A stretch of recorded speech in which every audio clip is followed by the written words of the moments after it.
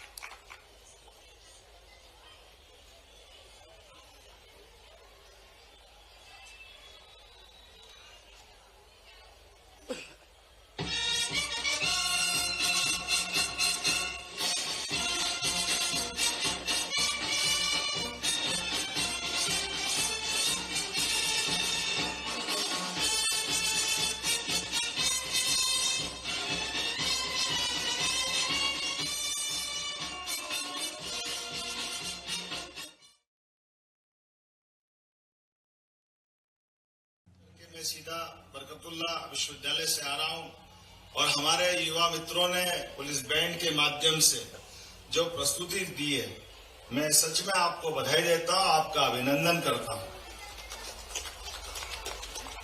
आजादी के पहले से यद्यपि 17वीं शताब्दी में पुलिस बैंड वर्तमान के दौर में हमारे लिए इसका सशस्त्र बल का एक हिस्सा बना है, लेकिन वैसे तो वैदिक काल से हमारे यहाँ वाद्यों का प्रयोग हमारे युद्ध काल के दरमियान सेनाओं के बीच में रहा है और इसीलिए हमारे आदिकाल से कौरव पांडव के इस महाभारत के महाभीषण युद्ध में भी सभी अपने एक एक संगीत के वाद्य भी रख करके अपनी पहचान बनाते थे और इसीलिए अभी भी हमारे समाचार पत्रों में वो बात जुड़ती जरूर है, शंखनाद हो गया है, अर्थात युद्ध का बिगुल बज गया है।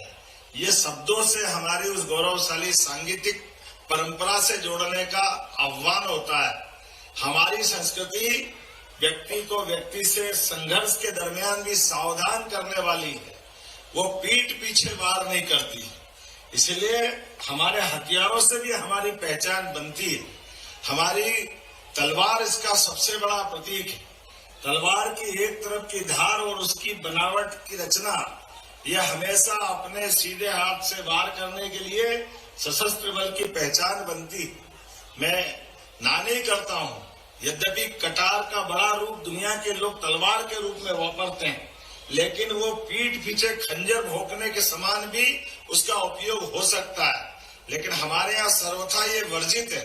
हमारे इस सनातन संस्कृति में हर वो चीज जिससे हमारे इस जीवन में कोई न कोई पाप लगे, गलत काम लगे, इसीलिए हर एक को उस तरह से जोड़ा गया।